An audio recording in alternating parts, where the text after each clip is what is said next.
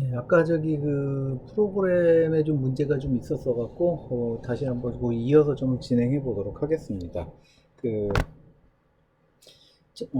대표적인 2차 전지 중에서는 이제 가장 유명한 것들은 납축 전지 가장 많이 쓰인다고 그랬죠. 가격 그 경쟁력 때문에. 그래서 양극으로는 그 리드 옥사이드하고 음극에서는 그 납을 그대로 갖다 쓴 거고, 에너지 밀도는 킬로그램당 22에서 33와트 아워 정도가 들어있게 됩니다. 그 다음에 리튬 전지 같은 경우는 굉장히 리튬 산화 코발트, 우리가 알고 있는 리튬 전지죠. 이 리튬 전지 같은 경우는 킬로그램당 200와트 아워 정도까지 굉장히 많은 양의 그 전기가 저장이 될 수가 있죠. 그 다음에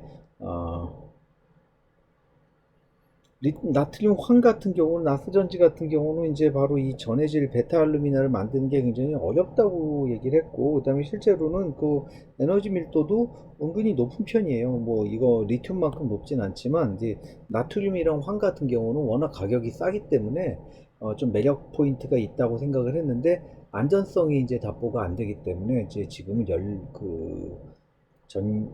연구가 거의 별로 이제 많이 이제 연구 개발이 이제 많이 중단된 상태죠.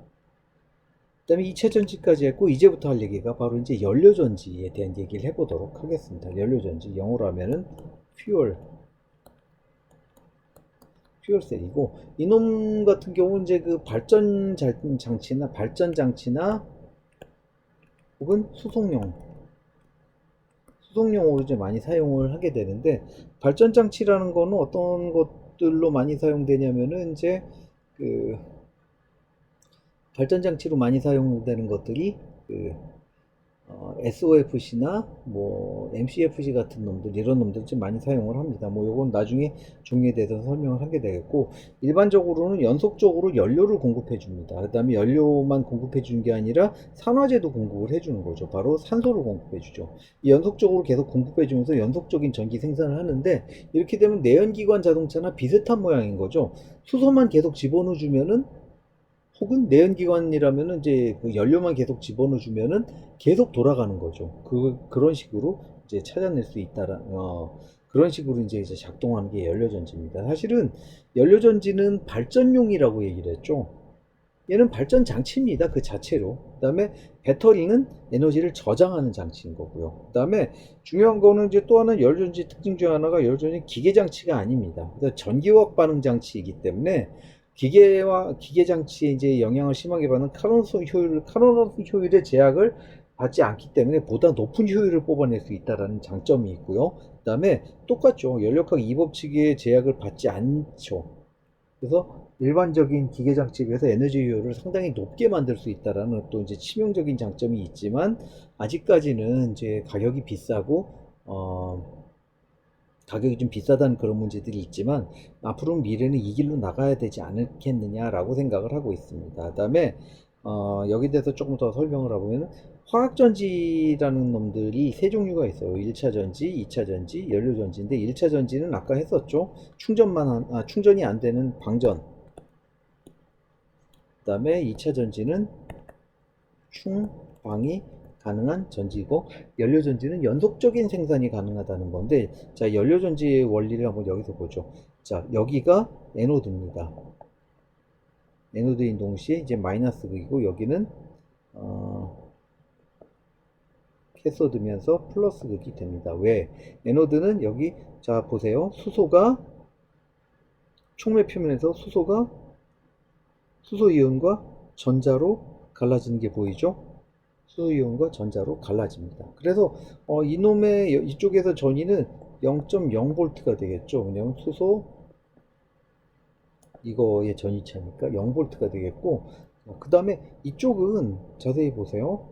이 화학식대로 O2가 수소 이온과 전자를 만나서 물이 생성되는 거죠. 자, O2가 지금 들어오고 있는 게 보이죠? O2, 그 다음에 수소 이온 넘어오는 거 보이죠? 그 다음에 이쪽으로 건너온 전자를 만나서 물이 생기는 과정이죠. 그럼 이쪽에서 전위는 1.23V가 되는 거죠. 여기도 이제 환원이 일어나는 거죠. 1.23 환원이 일어나니까 표준 환원전이 1.23V. 그럼 여기가 더 크기 때문에 이쪽이 양극이 되는 거죠.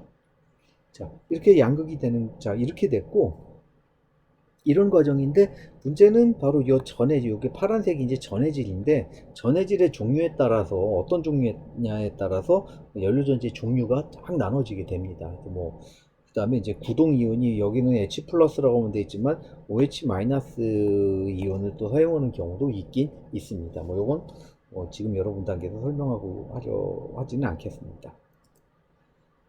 자, 그다음에 연료전지 어떤 그 연력학적인 얘기들을 좀 해보자면은 연료전지라는 놈의 성능 그래프를 한번 보자는 거죠. 성능 그래프는 전류 밀도랑 셀 전압과의 관계를 이제 성능 그래프라고 얘기를 합니다.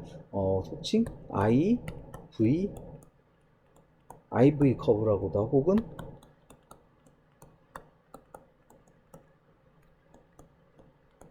폴라라이제이션 커브라고도 얘기를 합니다.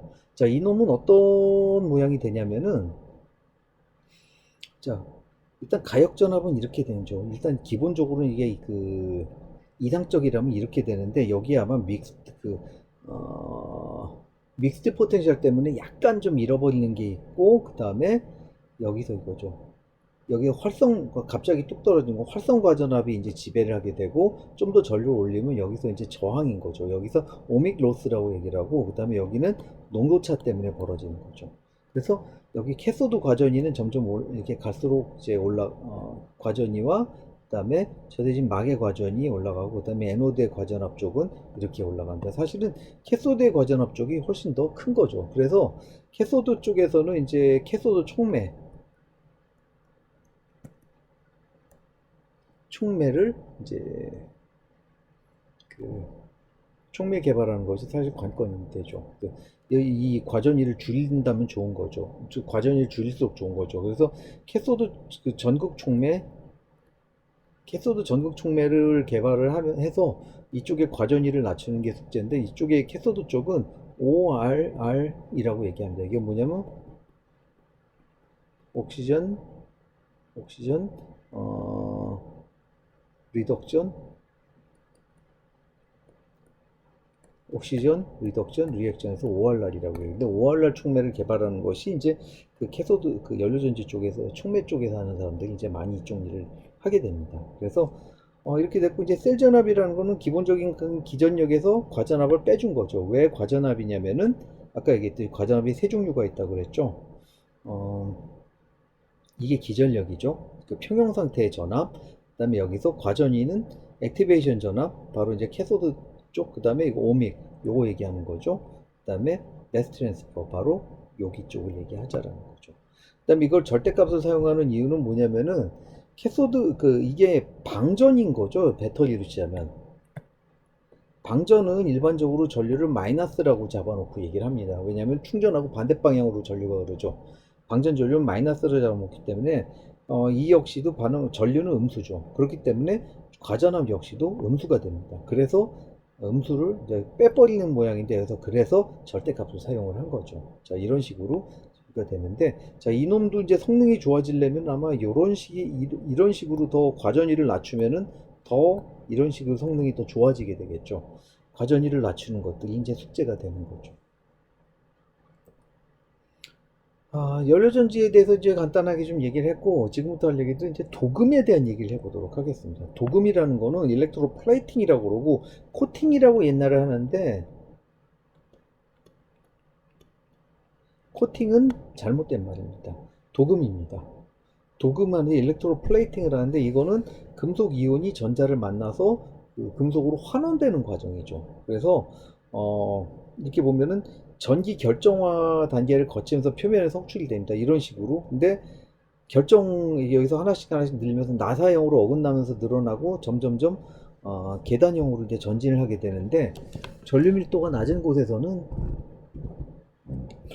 전류 밀도에서는 이제 이런 식으로 이제 나사형으로 쭉 성장을 한다라는 거죠. 그 다음에 도금이랑 좀 비슷한 개념으로 있는 게 전착도장이에요. 이제 자동차에 페인트 칠할 때는 이런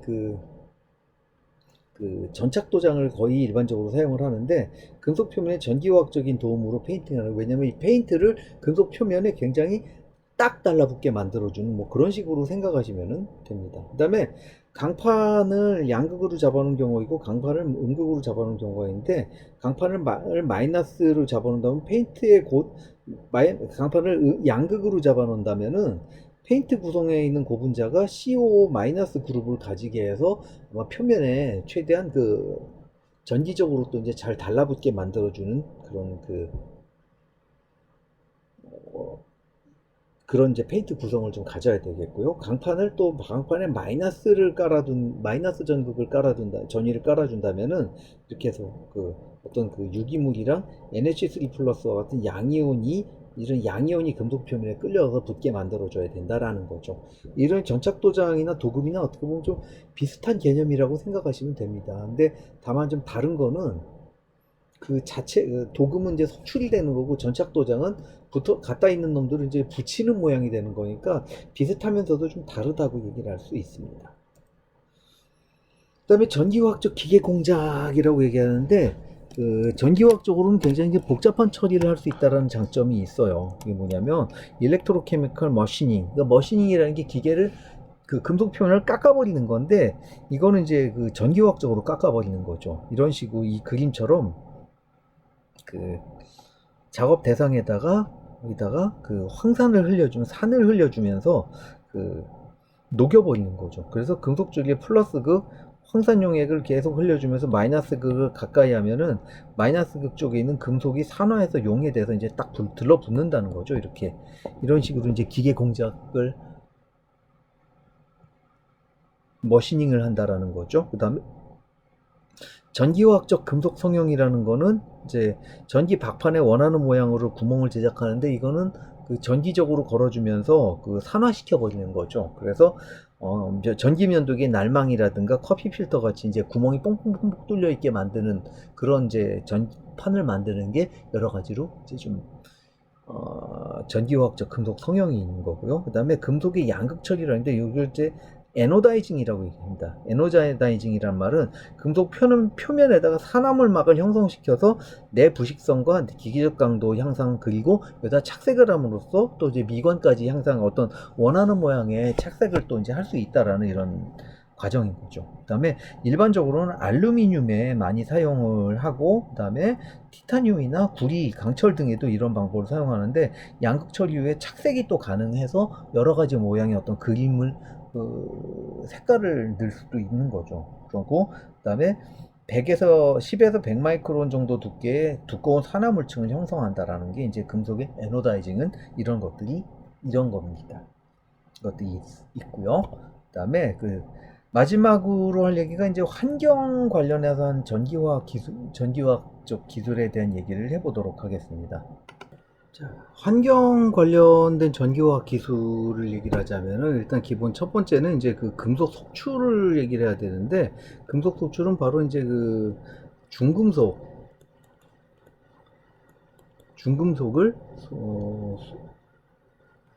물 속에서 제거하는 이제 과정을 얘기를 하자라는 거죠. 이 놈은 이제 금속 속출 같이 이게 도금 같은 모양인 거죠.